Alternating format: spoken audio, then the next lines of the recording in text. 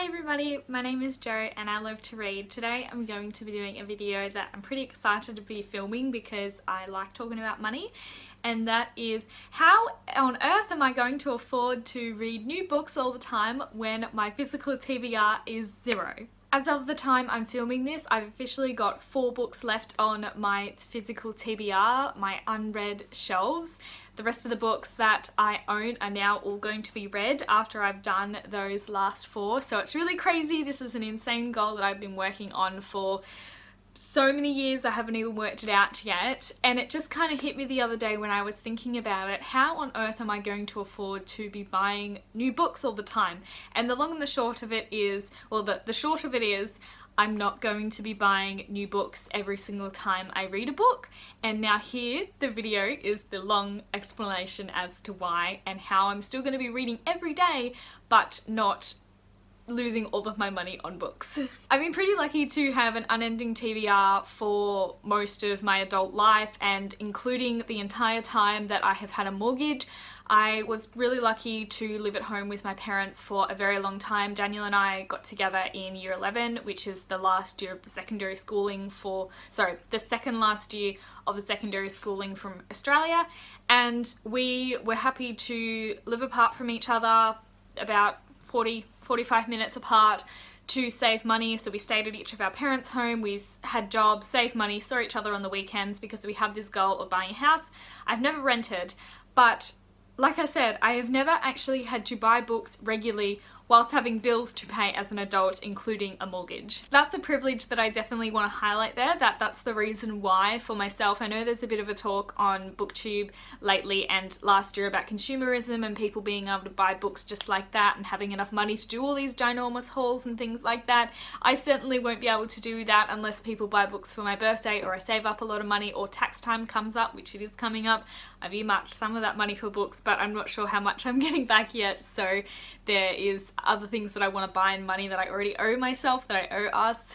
But most of the time I'm going to be only buying books in a small quantity, and I also want to read down everything and get to 0 TBR each time before buying more. I don't want to be constantly sort of buying things and having a never-ending TBR again. I don't want to go back to that way. But anyways, that is spoiling for my oh my god I finished my TBR video, which is going to include lots of those things plus more. Probably why it's easier for me to DNF books is because I spent the money a long time ago. Again, you know, recognizing the privilege of having such a big TBR, it's probably easy for me to challenge that DNF and abandon and unhaul vibes, because the money to me is kind of far away and foreign. It's not, so I didn't just purchase this book for like $20+ and I'm like, oh man, I don't want to waste that money. Like, I do recognize that that's probably one of the barriers for people DNFing their books, so don't feel bad if you want to push through. I'm sure you might see me pushing through a bit more, especially when it's a book that I thought I was gonna love and I like actually bought it in hardback and I want to keep it, and then I end up not enjoying it. So I'm sure you're gonna see all those things. And I also had a stack of books to go. I didn't have to wait for my next shipment of books to come to be able to keep reading. The first thing that I'm going to be doing is rereading a bit, and I'm going to be picking these lovely shelves here that go from up here down to the ground, full of books that I have kept with the intention of rereading one day. So I could honestly just start from the start and not buy anything and have plenty of reading to go through. And that's actually what Daniel said to me. He's like, why don't you just stop and start again? And I'm like, no, like I want to read new things. I don't just want to keep rereading my old stuff over and over again. And I'm sure you'll probably maybe see some unhauling as I'm reading these and being like, oh, this is crap now, like, you know, let's toss that.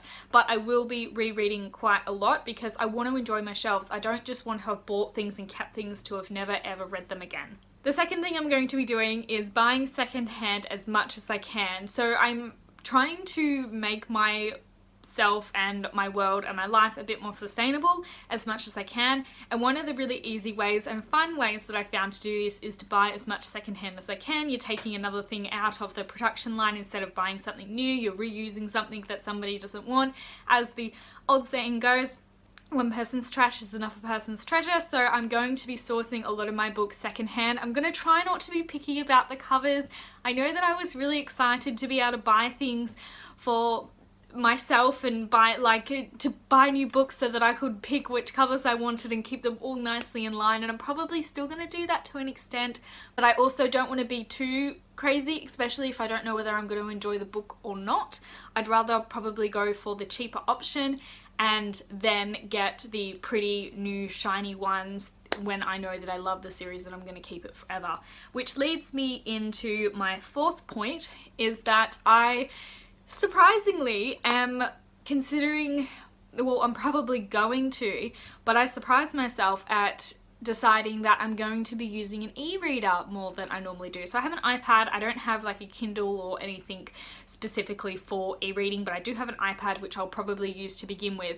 But it's just very surprising that my thoughts turned to this when I was thinking about this video the other day, because I was always someone that, even though I think e-readers are really valuable for people that want to use them, I never wanted to. I always wanted to have a physical book in my hand that I could read and everything like that. But it's kind of hit me, the price difference is one of the main things. And what if I decide to pick up like a new series for the first time and I'm a bit iffy about it, but I want to give it a try? I don't want to have to buy like the $20 plus book when I could try the first one on an e-reader. If I like it, then buy that one and then get the rest of the series in physical books if I really want to. So I'm not sure how 100% this is going to go, because I'm imagining to begin with that I'm just going to get the iffy books or the fluff reads to begin with on e-reader to see like that I'm a bit kind of, am I going to enjoy them or not? But we'll wait and see what happens come kids and time and space and money and all that kind of thing, to see whether maybe I will be converted to more of an e-reader than I ever thought I was going to be, and only buy my absolute favourites on physical. Who knows? This is such a crazy journey, and I never thought that I was actually going to be announcing that I will probably regularly be buying things on e-reader. It's crazy, but that's where we're at these days. I'm growing up. I am growing up. The next option is that I'm going to be using the library quite a bit. I don't know what is in my library, to be honest. I'm thinking that it's going to be limited because I'm in a small town, but also that's based on someone who has not stepped into her library and browsed for books in a very long time. How old am I now? 26? I would have been 16 10 years ago. Could have even been more, because I used to mainly use the library when my mum and when my mum would take me when me and my sisters were younger, around 10 and stuff like that. So maybe not even like been to a library for like 15 years to go and browse. I don't really know. So that's going to be a fun vlog that I'm going to be doing along with all the book shopping one. I'm going to go into my local library and show you guys around. I'm going to have a look at their selection. I'm really hoping that that will be one of the first few things that I'm going to be doing, so that I can assess what I'm not going to like potentially buy something that is in the library.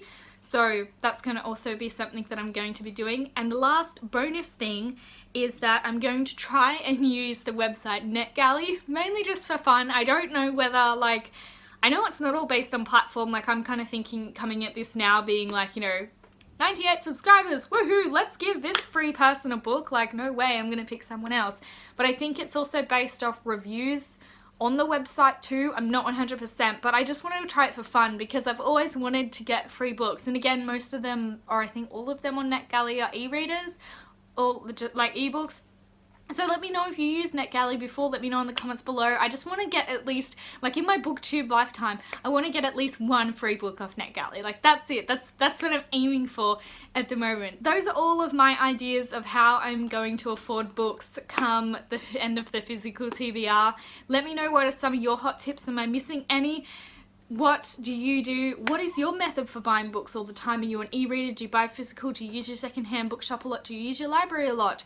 Do you have a vast big TBR like I did? Like, please tell me what your shelves are like and how you intake new books.